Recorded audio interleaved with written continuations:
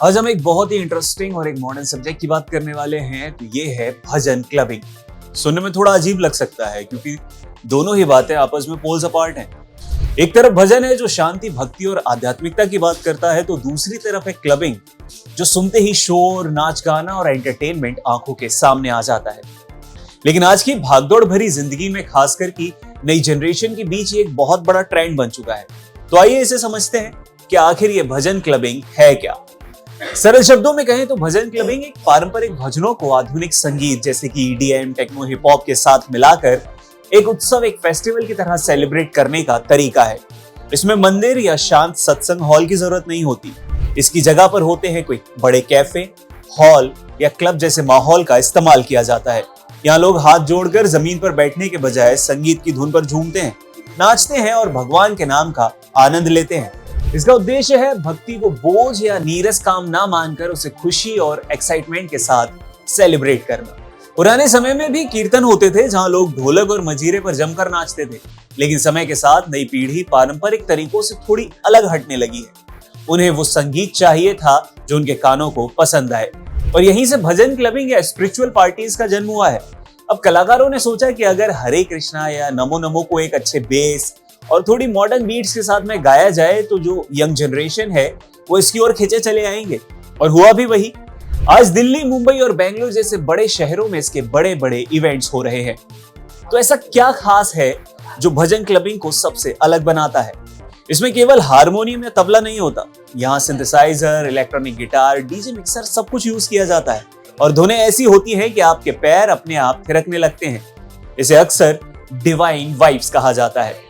Clubbing का नाम सुनते ही दिमाग में शराब या सिगरेट आती है, लेकिन भजन क्लबिंग की सबसे बड़ी खूबी तो यही है कि ये पूरी तरह से नशा मुक्त है। यहाँ लोग किसी बाहरी नशे के लिए नहीं, बल्कि मंत्रों की शक्ति और संगीत के आनंद के साथ हाई फील करने के लिए आते हैं। इसमें कॉलेज जाने वाले छात्र, ऑफिस जाने वाले प्रोफेशनल्स ज्यादा दिखाई देते हैं। उन्हें लगता है कि अपनी संस्कृति से जुड़ने का एक कूल तरीका है। जब सैकड़ों लोग एक साथ एक ही मंत्र का जाप करते हुए नाचते हैं तो एक अलग ही तरह की पॉजिटिव एनर्जी पैदा होती है। यह अकेले कमरे में बैठकर माला जपने से बहुत ही ज्यादा अलग फीलिंग देता है। अब सवाल आता है कि ये इतना पॉपुलर क्यों हो रहा है? तो आज की नई पीढ़ी तनाव में रहती है, स्ट्रेस में रहती है, उन्हें सुकून चाहिए, लेकिन वो पुराने ढर्रे पर चलना भी नहीं चाहते। तो भजन क्लबिंग उन्हें कई सारे फायदे देती है। तनाव से मुक्ति देती है, स्ट्रेस फ्री करती है। लाउड म्यूजिक और नाचने से शरीर में एंडोर्फिन रिलीज होता है जो तनाव को कम कर देता है। इसके साथ ही अपनी जड़ों से जुड़ना हर इंसान की जरूरत है, और भजन क्लबिंग उन्हें अपनी संस्कृति पर गर्व करने का एक मौका देती है। यहाँ जजमेंट का भी डर नहीं है। यहाँ कोई नहीं देखता कि आप सुर में गा रहे हैं या नहीं। आप जैसे हैं वैसे भगवान की मस्ती में झूम सकते हैं। अब बात कर लेते हैं कि आज के समाज, सोसाइटी पर इसका कैसा असर है। तो हर चीज के दो पहलू होते हैं, अच्छा और बुरा। प्रोज और कॉन्स सभी के होते हैं। तो अगर इसके प्रोज की बात की जाए तो ये संस्कृति का पुनर्जन्म है।